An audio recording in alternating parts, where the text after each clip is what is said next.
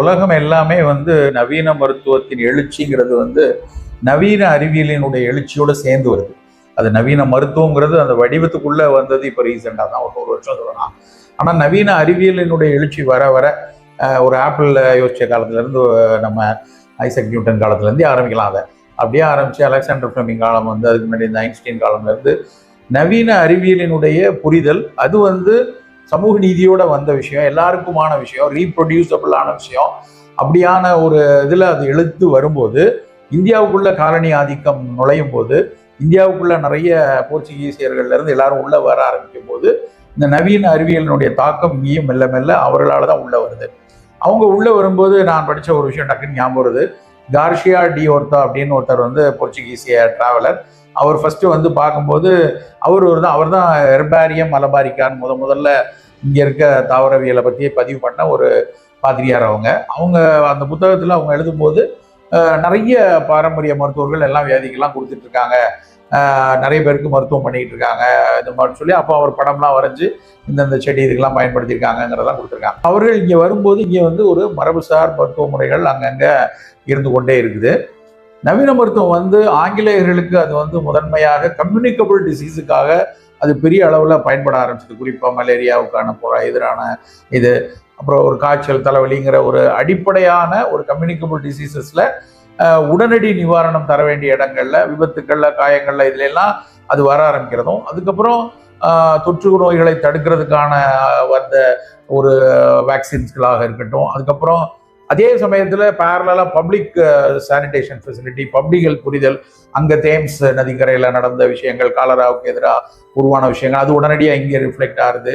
இதெல்லாம் அந்த காலனி ஆதிக்க பீரியட்ல இது மடமடன்னு இங்கே ஒரு உயர்தட்டு மேலே ஆட்சியில் இருந்த ஆங்கிலேயர்கள், அவர்களை ஒட்டி இருக்கக்கூடிய தமிழ்நாடோ இல்லை இந்தியாவில் இருந்த பல்வேறு அதிகாரிகள், அப்புறம் அவங்களுக்கு அணுக்கமாக இந்த ஆங்கில மருத்துவம் வேகமாக இது ஊடுருவ ஆரம்பிக்கும் போது மெல்ல மெல்ல இது தன்னுடைய வழக்குடைதலை குறைய ஆரம்பிக்குது. எல்லா இடத்துலையும் ஆயுர்வேதமும் அப்படிதான், சித்தமும் அப்படிதான், எல்லா இடம் குறைஞ்சு நவீன மருத்துவம் மேலவங்க ஆரம்பிக்குது. அடிப்படையில் பொலிட்டிக்கல் வில், அரசாங்கத்தினுடைய ஆங்கிலேய ஆட்சியுடைய நம்பிக்கை பெற்ற ஒரு மருத்துவமா அது வருது.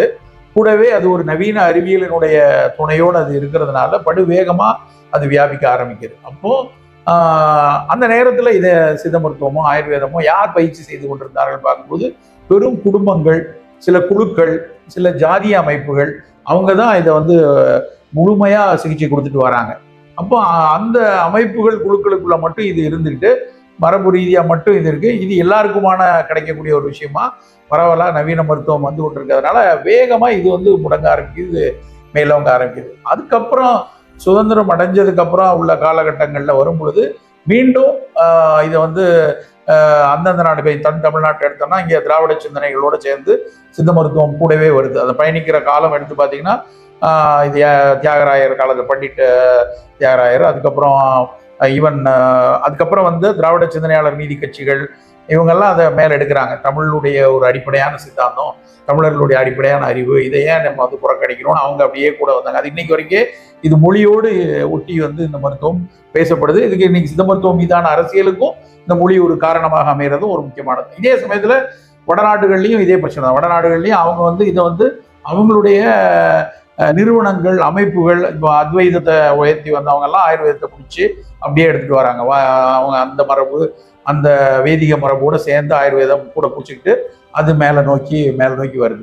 இப்படிதான் இன்னைக்கு வரைக்கும் வருது. அதனாலதான் இந்த ஒரு பெரும் குழப்பம். நவீன மருத்துவங்கிறது மெயின் மெடிசனாகவும் அவங்க தான் ஆக்சுவலாக அல்டர்னேட்டிவா உள்ள வந்தாங்க. ஆனால் அவர்கள் பொலிட்டிக்கல் வில் இருந்ததுனால அது முழுக்க ஒரு நிலை பெற்ற ஒரு விஷயமா இருக்கு. இன்னும் பட்டவர்த்தனமா ஒரு இதுல எனக்கு ஒரு கருத்தை பார்க்கும் போதெல்லாம் எனக்கு தோணும் என்னன்னா, காந்தி ஒரு மகாத்மா காந்தி ஒரு இடத்துல அவருக்கு ரொம்ப நெருக்கமான நண்பர் பிசி ராய் அவார்டு கொடுக்குற அவர் அவர் தான் அவருடைய டாக்டரும் கூட. அவருக்கு ஒரு கடையிலெல்லாம் விவாதம் நடக்குது. இது எப்படி ஆயுர்வேதத்தை ஏன் பட கொடுக்குறீங்க வைக்கிறேன்னு. நேச்சுரோபதி மேல அவருக்கு ஒரு பற்று இருக்கு காந்திக்கு. நேச்சுரோபதியை பத்தி அவர் நிறைய சொல்றாரு. ஆனா அதே சமயத்துல அவருக்கு ஒரு கோபம் இருக்கு. நீங்க எல்லாம் ஒன்லி பணக்காரனுக்குலாம் வைத்தியம் பண்ணிட்டு இருக்கீங்க, இது சாமானியனுக்கான ஒரு மருத்துவமா மாத்தாம போனதுக்கு நீங்க தான் காரணம்னு ஆயுர்வேத பண்டிதர்களை அவர் சாடுறாரு. அவரோட ஆயுர்வேத ஒரு பெரிய கூட்டமைப்புக்கு அவரை விருந்தினராக அழைக்கிறாங்க. அங்கே போய் சண்டை போட்டு வர்றாரு. அங்கே போய் உள்ள வைத்தியர்களுடைய பெரும் தலைவர்கள்ட்ட எல்லாம் சண்டை போடுறாரு. ஸோ இதெல்லாம் வச்சு பார்க்கும்போது, சமூக ரீதியாக பார்க்கும்போது இது ஒருவேளை ஒரு குறிப்பிட்ட மக்களுக்கு மட்டும் இது பயன்பட்டு ஒரு ஏழை பழைகளுக்கெல்லாம் எடுக்காம போயிட்டாங்களோ அப்படிங்கிற சிந்தனையும் இந்த நம்ம முன்னாடி வைக்கணும். பாரபட்சம் இல்லாமல் காய்ப்போக்கு இல்லாமல் யோசிச்சோம் அப்படின்னா அதுவும் ஒரு காரணம். நவீன மருத்துவம் மேலே நோக்கி வந்தது, எல்லாருக்கும் கிடைக்க ஆரம்பிச்சது, எல்லாருக்கும் இடத்துக்கும் வர ஆரம்பிச்சது. ஸோ அது உயர ஆரம்பிச்சது. அதுக்கு அடுத்தடுத்த காலகட்டங்களில் நவீன மருத்துவத்தோடு ஒட்டிய வணிகம் அதுக்கு அடுத்த கட்டம் வருது. நவீன மருத்துவம் வளர்ந்து அறிவியலோடு வளர்ந்து வரும்போது அத்தனை வணிகமும் அதோட சேருது. அதனால் பயன்பெறக்கூடிய மருந்து நிறுவனங்கள், மருந்தாளர்கள் அவங்கெல்லாம் இதுல ஏகப்பட்ட ஆராய்ச்சிகளுக்கான முதலீடுகளை போடுறாங்க. அப்புறம் அதுல காப்புரிமைகளை எடுக்கிறாங்க. அதை உலகளாவிய அளவில் அதை கொண்டு போக முடியும் அப்படின்னு அது வருது. அப்படி வர ஆரம்பிக்கும் போது பெரு நிறுவனங்கள் எல்லாம் அதை வச்சு வளர்ந்து இன்றைய சூழல்ல உங்களுக்கு தெரியாதுல்ல, ஒட்டுமொத்த உலகத்துல எப்படி ஆயுதங்களுக்கான லாபி முதல் நிலையில இருக்கோ அடுத்த லாபி பார்மசூட்டிக்கல் லாபி தான். இன்னைக்கு உலகத்தையே ரன் பண்றதுன்னு எடுத்தா அதுல முதல்ல எப்படி ஆயுதங்கள், அம்னிஸ்டிஸ் அது எப்படி இருக்கோ அதுக்கு அடுத்து பார்மசூட்டிக்கல்ஸ் அவ்வளோ பெரிய பவர்ஃபுல் பீப்புளா ஒரு அரசாங்கத்தினுடைய பாலிசிஸை, அரசாங்கத்தினுடைய ஹெல்த் இதை நிர்ணயிக்கக்கூடிய அளவுல அவங்க வளர்த்துடுறாங்க. அப்போ நம்ம சிறுகி போயிடும். இவங்கெல்லாம் சிறு குழுக்களாக சிறு இதாக மாறி இப்போ இது ஒட்டுமொத்தமும் நம்ம ஒரு ஆல்டர்னேட்டிவாகவும் சித்த மருத்துவம், ஆயுர்வேதம் போன்ற மரபு மருத்துவங்கள் ஆல்டர்னேட்டிவாகவும் இருக்கு. இதே காலகட்டத்தில் எனக்கு அப்பப்போ நான் சீன மருத்துவத்தை பார்க்குறேன். அவங்க மட்டும் எப்படி வந்தாங்க? இதே மாதிரி தானே அங்கேயும் வரான், இங்கிலீஷ்காரன் வரான் எப்படி வந்தாங்க போது அங்கே மாசேத்தும் வராரு. மாசேத்தும் அவர் ஒட்டுமொத்தமாக மூடத்துக்கெல்லாம் எதிரானவர். டோட்டலாக எனக்கு இந்த மரபு இரவு மேலெல்லாம் எந்த நம்பிக்கையும் இல்லை. ஆனால் என் மக்கள் மிகப்பெரிய அளவில் இதை பயன்படுத்திட்டு வராங்க. மக்கள் எல்லாரும் இதை ஏதோ பண்ணிட்டு இருக்கான். அப்போ அதுக்கான ஆராய்ச்சி, அதை பரவலாக்குறது, அதை கல்வி முறைப்படுத்துவது, இதுல எல்லாத்துலேயும் நான் இணையா நவீன மருத்துவம் எப்படி இருக்கோ அதே அளவுக்கு நான் இதை கொண்டு போடுவேன்னு ஒரு தனி நிலைப்பாடை சீனா மட்டும் எடுக்கிறது. அதுதான் இன்னைக்கு உலகளாவிய அளவில் சீன மருத்துவம் முதலிடத்தில் அடிக்கிறதுக்கான அடிப்படை காரணம். மாசேத்துங் ஒரு கம்யூனிஸ்ட் சித்தாந்தவாதிகள் மரபை எதிர்த்து தூக்கி எறியக்கூடிய அளவில் இருந்தா கூட அவர் இந்த மருத்துவத்தை எரியல. அவர் அதை ஆந்த்ரோபாலஜிக்கலா யோசிச்சாரு. மக்கள் மருத்துவமாக ஒரு மக்களோடு இருக்கக்கூடிய விஷயத்துக்கு நான் எதிராக இருக்க மாட்டேன்னு ஒரு நிலைப்பாடு எடுத்தார். அதை இங்க எடுக்கல. இங்க இருந்த சுதந்திரம் அடைந்ததுக்கு அப்புறம் உள்ளவங்க அறிவியல் மருத்துவத்தை எடுத்த அளவுக்கு மக்கள் மருத்துவமா எல்லாருக்கும் 85% பீப்புள் இதை யூஸ் பண்ணிட்டு இருக்கா. அப்ப அதை எப்படி பண்ணணும், அதுல என்ன ஆராய்ச்சி பண்ணணும், அதை எப்படி பரவலாகணும், அதுல எப்படி நெறிப்படுத்தணும், அதுல எப்படி சீர்தூக்கி பார்க்கணும், அதுல எப்படி பிழை இருக்கு அதை சரி பண்ணணும் அப்படிங்கிற சிந்தனையை ஒட்டுமொத்தமா 60-70 வருஷமா அரசுகள் மேலோட்டமாக தான் செய்ததை ஒழிய ரொம்ப ஆழமாக செய்யவும் ஒரு நிறுவனங்கள் விடலை.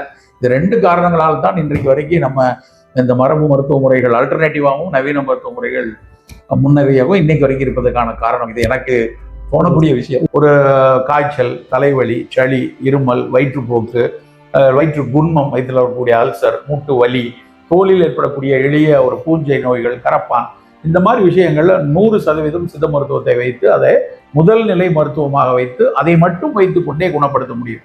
ஆனா நான் நான் சொன்ன காய்ச்சல், சளி, இருமல் இதெல்லாமே ஒரு குறிகுணங்கள், சிம்டம். ஆனா அதுக்கு பின்னாடி அது ஒரு சாதாரண ஒரு கிருமியினால் ஏற்பட்ட ஒரு விஷயமா இருக்கலாம். ஒரு எளிய பாக்டீரியாவோ இல்லை ஒரு செல்ஃப் லிமிட்டிங்கா இருக்கக்கூடிய வைரஸ்னால ஏற்படும் போது எங்க மருத்துவ முறையிலேயே சரியாயிடும். ஆனால் அதுக்கு பின்னாடி ஒரு பெரிய மெட்டபாலிக் டிசீஸா இருந்து அதில் இந்த குறிகுணங்கள் இருந்தது அப்படின்னா அங்கேயும் ஒரு சிக்கல் துவங்குகிறது.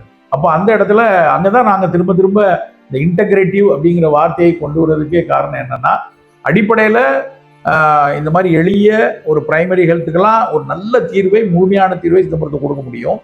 ஆனால் அந்த சிம்டத்துக்கு பின்னாடி அந்த குறிகுணங்களுக்கு பின்னாடி ஒரு பெரிய மெட்டபாலிக் நோய் இருக்கு அப்படின்னா அப்போ அதை நவீன அறிவியலை வைத்தும் அதை இனங்கண்டறியணும், என்னன்னு முதல்ல டயக்னோஸ் பண்ணணும். அந்த இடத்துல சித்த மருத்துவம் மட்டும் போதுமா அப்படிங்கிறதுல ஒரு கேள்விக்குறி இன்றைக்கும் இருக்கத்தான் செய்கிறது. நாங்க பொதுவா எங்களுடைய நான் ஒரு பயிற்சியாளனாக நான் பார்க்கும்போது பிரைமரி ஹெல்த் கேர்ல இந்த மாதிரி காய்ச்சல், தலைவலி, சளி, வயிற்றுப்போக்கெல்லாம் நாங்க வெறுமன சித்த மருத்துவத்தை வைத்தே கொடுக்குறோம். அதுல சரியாகாமல் மீண்டும் மீண்டும் அந்த குறிகுணங்கள் வருகிறது அல்லது மீண்டும் அதுக்கு பின்னணியில வேற ஏதோ நோய் இருக்குங்கிற ஒரு நோய் கடுப்புக்கான ஐயம் எழும்போது நவீன மருத்துவ நோய் நாடலையும் நாங்க பார்க்கிறோம். ஒருவேளை அவருக்கு முதல் நிலையாக நவீன மருத்துவம் தான் வேணும் அப்படின்னா அவங்களுக்கு நாங்க ரெஃபர் பண்ணி அந்த நவீன மருத்துவருக்கு அது ஒரு அறுவை சிகிச்சையா வேணுமா, இல்லை என்றால் அது ஒரு முதல் நிலையாக ஒரு தீவிர ஆன்டிபயோட்டிக்குகள் தேவைப்படக்கூடிய ஒரு சூழல் இருக்கிறதா, அப்போ நீங்க அங்க போய் பாருங்க அப்படின்னு ரெஃபர் பண்றோம். ஸோ ஒரு சின்னதா சொல்லணும் அப்படின்னா ஒரு முதல் நிலை பிரைமரி ஹெல்த் கேருக்கு சித்த மருத்துவம் வச்சுக்கலாம். அவசர சிகிச்சைகளுக்கும் ஒரு நீண்ட மெட்டபாலிக் டிசீசஸ்ல பின்னணியில் ஒரு பெரிய மெட்டபாலிக் ரீஅரேஞ்ச்மெண்ட் இருக்கு அப்படின்னா அதை முதலில் கணிப்பதற்கும் ஒருவேளை அதை முழுமையாக ஆரம்பத்திலேயே சரி செய்ய முடியும் என்றால் நவீன மருத்துவத்துக்கும் கண்டிப்பாக போகணும். அதனாலதான் இந்த மருத்துவ முறை எல்லா இடத்திலும் ஒரு ஒன்றுக்கொன்று one can complement each other அப்படின்னு பயணிப்பதுதான் சரியாக இருக்குங்கிறது என் கருத்து.